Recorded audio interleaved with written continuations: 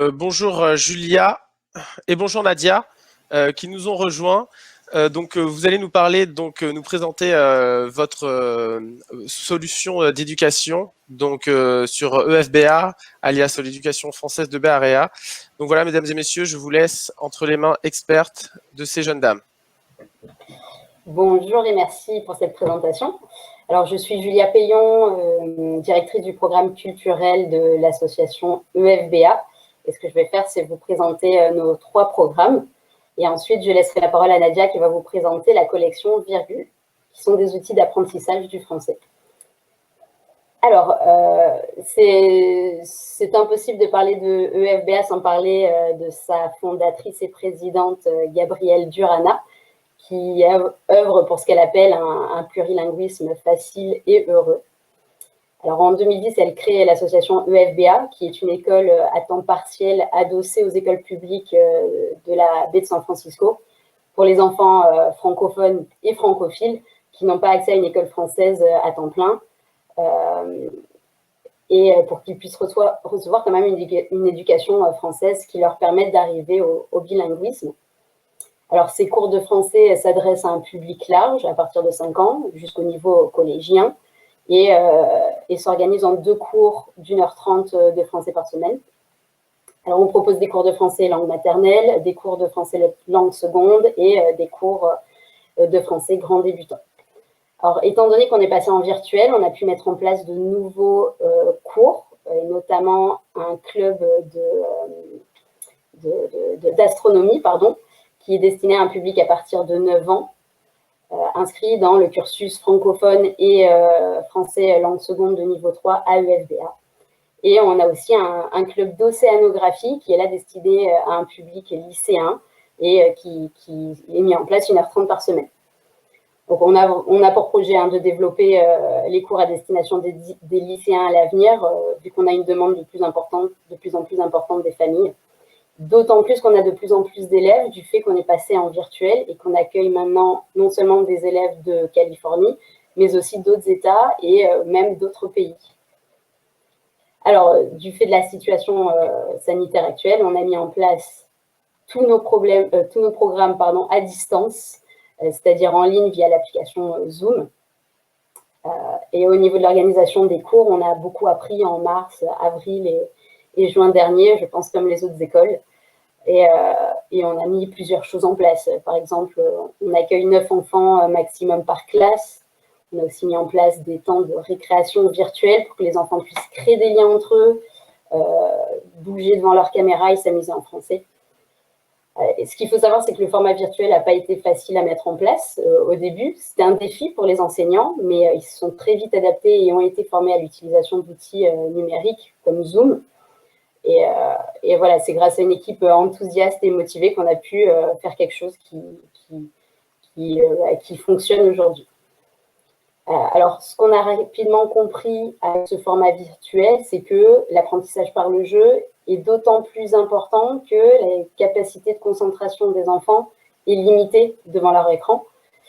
Donc, la motivation peut être impactée. Donc, on a recours à des méthodes d'apprentissage plus ludiques, encore plus ludiques qu'avant, pour impliquer les enfants, tout en gardant nos objectifs d'apprentissage. Alors, ça, c'était notre école numérique. Et nous avons également mis en place un programme culturel à distance, là aussi, parce que 1h30 de français 2 fois par semaine ne permet pas forcément d'arriver au bilinguisme. Et aussi pour permettre aux enfants d'avoir une immersion dans la langue et les cultures francophones. Alors, ça va se lancer dans les prochaines semaines. À la base, on le faisait en présentiel, on visitait des musées, etc. Là, on va mettre en place des ateliers sur Zoom, comme des ateliers culinaires, activités manuelles, des visites de musées virtuels et plein d'autres événements fun et ludiques qui vont être menés notamment par des animateurs de l'étranger et de pays francophones comme la France. Alors, en plus de nos cours à distance et de notre programme culturel, on organise depuis des années à EFBA des centres aérés sur plusieurs structures de la baie de San Francisco. Ce sont des centres aérés en français et en présentiel habituellement. Et l'été dernier, du fait de la situation sanitaire, ces centres aérés n'ont pas pu avoir lieu, alors que nous avions déjà recruté une équipe d'animateurs francophones à l'international. La plupart d'entre eux avaient déjà leur visa, avaient déjà leur billet d'avion. Donc, on a eu l'idée un petit peu folle de leur permettre de travailler quand même avec UFBA l'été en passant sur un format virtuel. Donc, c'est là qu'on a lancé notre centre aéré virtuel. Alors, ça a été un succès, ça a bien fonctionné. C'est pour ça qu'on a décidé de le remettre en place en décembre prochain. On lancera les réservations d'ici 2 semaines.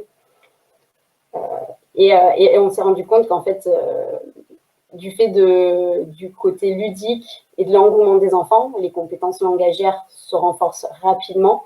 Et même en format virtuel, c'est possible. Alors, ce qu'il faut savoir, c'est que c'est un programme qui est destiné à des enfants qui comprennent déjà le français, qui ont déjà suivi des cours ou qui vivent dans un environnement francophone. Pour ceux qui sont débutants en français ou qui ne l'étudient que depuis quelques mois, on proposera une école de français pour débutants pendant décembre également. Alors, les centres aérés virtuels se répartissent par groupe d'âge. On a les 5-7 ans, les 8-10 ans et les 11-14 ans qui font des activités entre enfants du même âge. Et les activités sont très variées là aussi. L'été dernier, on a eu là aussi des visites de musées virtuels, des jeux d'évasion virtuels, des contes, des grands jeux lors desquels les enfants étaient plongés dans un imaginaire, des activités manuelles, musicales, culinaires, des séances d'activités physiques. Donc, il y en avait vraiment pour tous les goûts. Et c'est ce qu'on va remettre en place en décembre. Alors, le fort impact du jeu sur l'apprentissage du français est quelque chose qu'on observe depuis plus de 10 ans maintenant. Et pour preuve, on a aujourd'hui des animateurs qui eux-mêmes étaient enfants dans nos centres aérés et dans nos cours de français. Donc, c'est une fierté pour nous. Et en plus de cette approche ludique, on croit en la pédagogie positive et on forme nos animateurs en ce sens. Alors, on pourrait parler longtemps de la pédagogie positive, mais en gros, pour la résumer, c'est une pédagogie qui est inclusive et qui s'adapte aux besoins de chaque enfant, qui accorde beaucoup d'importance également à l'empathie et à la prise en compte des émotions de l'enfant. Et elle permet d'accueillir l'erreur avec bienveillance, et ce qui amène à l'enfant à prendre confiance en lui et à prendre conscience de son potentiel. Donc, ces centres aérés pourront... alors, je veux dire, les inscriptions de ce centre aéré vont ouvrir d'ici 2 semaines. Donc, si jamais vous êtes intéressé, vous pouvez voir notre site internet. Alors, je vais maintenant laisser la parole à Nadia Baudin, qui est la directrice de la collection Virgule et qui pourra plus précisément parler de l'importance du jeu sur les apprentissages, probablement. Merci, Julia. Peux-tu passer le... Merci. Donc, je m'appelle Nadia, je vais vous présenter la collection des cahiers Virgule. C'est une méthode d'enseignement des langues maternelles à temps partiel, destinée à des enfants francophones qui résident à l'étranger et qui ne sont pas inscrits en école française d'immersion à temps plein.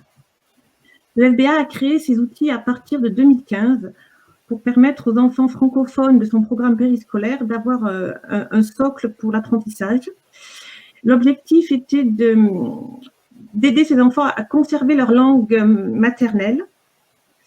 Mais maîtriser le français, ce n'est pas seulement la maîtrise linguistique, c'est également la connaissance de la culture, des codes sociaux qui accompagnent la langue.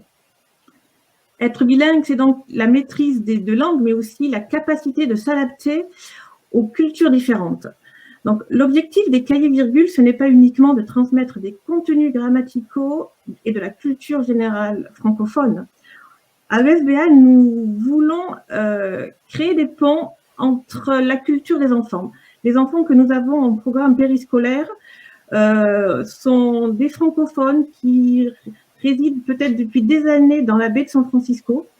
Donc, l'idée, c'est de créer des ponts entre la culture francophone des enfants et leur culture de résidence. Notre objectif, c'est qu'en fait, les enfants se construisent une identité hybride, heureuse, qu'ils deviennent des citoyens du monde et surtout qu'ils deviennent des bilingues heureux. Donc, les cahiers Virgule sont disponibles en open source. Ils sont disponibles gratuitement sur le site de FBA au format PDF. Si vous souhaitez les formats au niveau papier, par exemple, je vous montre un format papier. Il suffit de nous contacter. Nous vous fournirons les fichiers spécifiques pour que vous lanciez les impressions en local, chez vous, avec un professionnel. Et la logistique et le coût seront à votre charge. Donc, les cahiers virgules sont disponibles pour les enseignants. C'est notre socle d'apprentissage pour nos enseignants à EFBA. Mais ils sont également disponibles pour toutes les familles qui souhaiteraient maintenir le français langue maternelle pour leurs enfants. Alors, la collection a été construite autour de personnages, de virgule, le petit personnage que l'on voit là. Hop, attendez, là, voilà, virgule, qui est accompagné de deux de ses amis, Rémi et Mona. Donc, les élèves vont retrouver ces trois personnages tout au long de leur apprentissage. Par exemple, Mona, dans le chapitre sur la mythologie, va déclamer un vers de Virgile, habillé en grec. Virgule va être déguisé en cuisinier dans le chapitre sur l'alimentation. Mona et Rémi vont partir en randonnée dans le chapitre sur le relief de la France métropolitaine. Alors, pour qui s'adressent ces cahiers? Donc, ces cahiers s'adressent à des élèves francophones de classe élémentaire. Pour structurer la progression, on a créé 3 cycles d'apprentissage de 2 années chacun. Donc, vous allez retrouver les petits francophones. Ce sont des enfants de 5 à 7 ans. Donc, vous allez avoir petit francophone 1 pour la première année et F2. Vous allez avoir ensuite les moyens francophones, donc des enfants de 7 à 9 ans, et les grands francophones. Les petits francophones première année, ce sont des non-lecteurs absolus. Les petits francophones 2 sont des lecteurs dans la langue majoritaire, donc l'anglais. Les moyens francophones, ce sont des lecteurs qui vont être en cours d'apprentissage du français. Et donc, enfin, les JF1 et les JF2 vont être des lecteurs autonomes. Les thèmes développés tout au long des chapitres sont variés, il y en a pour tous les goûts. Au niveau des petits francophones, on va retrouver des thèmes comme les formes, le calendrier, les émotions, la musique, les vêtements. Au niveau des moyens francophones, on va développer des thèmes comme l'alimentation, les transports, le Moyen-Âge, la préhistoire, l'écologie. Et au niveau GF, on va retrouver donc les fables, la mythologie, l'espace, le recyclage des déchets, par exemple. À EFBA, nous préparons également les enfants, les élèves francophones à préparer les examens du DELF. Donc, nous préparons les élèves avec nos... Merci. Nous préparons nos élèves, donc nous préconisons que les élèves, à la fin du cycle MF, passent le niveau DELF prime A1 et à la fin du niveau GF, le DELF prime A2. Voilà. Maintenant, je vais vous expliquer en détail les composants des cahiers. Alors, pour les 6 niveaux, on va retrouver 2 cahiers d'activité pour l'élève, un guide pédagogique pour l'enseignant et des ressources numériques. Donc, les cahiers d'activité pour l'élève, donc il y a 2 cahiers par niveau, voilà, qui ont des références couleurs, des codes couleurs. Chaque cahier va être organisé en 4 chapitres chacun va représenter un thème et va reposer sur des objectifs de maîtrise de la langue, de l'orthographe, avec des apports culturels. À partir d'un document introductif, si possible authentique, on va amener les enfants à apprendre, à utiliser, à découvrir, à jouer et surtout à échanger. On va travailler donc des compétences à l'écrit, donc lire, écrire, et des compétences à l'oral, parler, écouter. Par chapitre, on va également proposer 2 points langue qui, en fonction de la difficulté, peuvent être vus en fonction de la progression de l'élève. Par exemple, je pense au passé composé, on va retrouver le passé composé en MS2, GF1 et GF2. Et à la fin, on va proposer aux enfants une réflexion interculturelle par rapport au thème. Et dans ton pays, comment ça se passe? Et dans ta famille, comment ça se passe?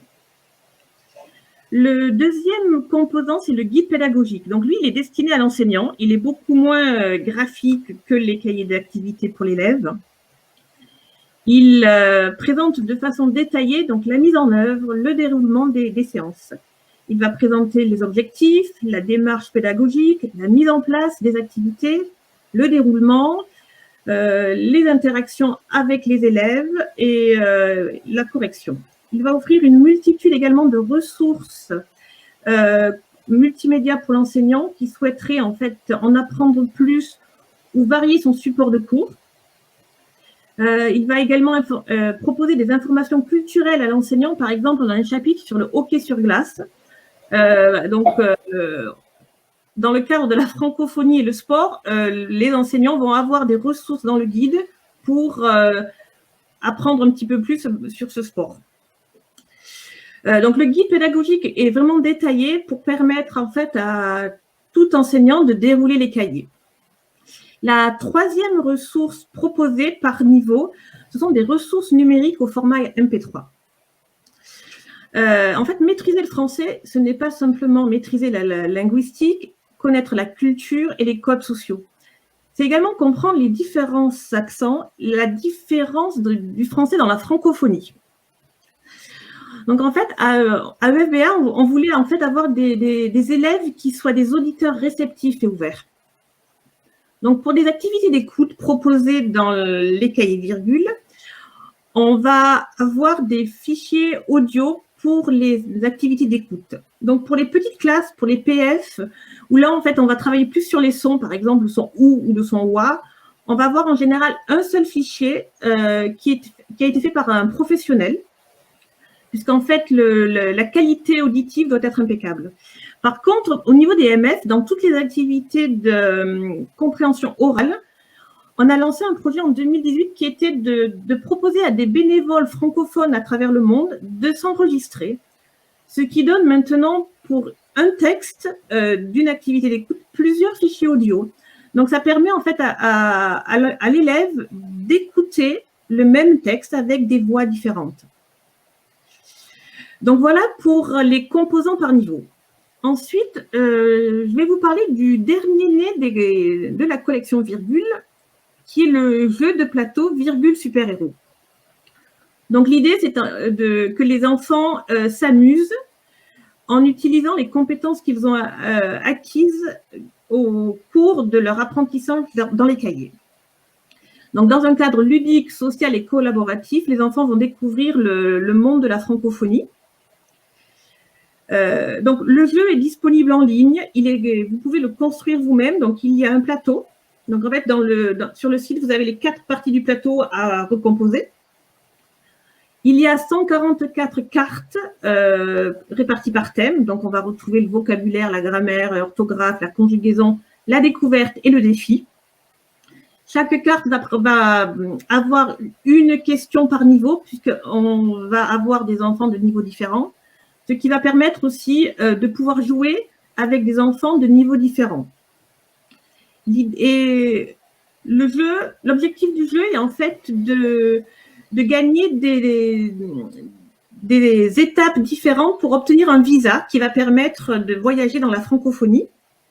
Donc, le premier des joueurs qui a réussi les 6 épreuves a gagné le jeu en répondant correctement aux questions ou en relevant les défis. Le dernier composant de la méthode, ce sont 2 cahiers de vacances.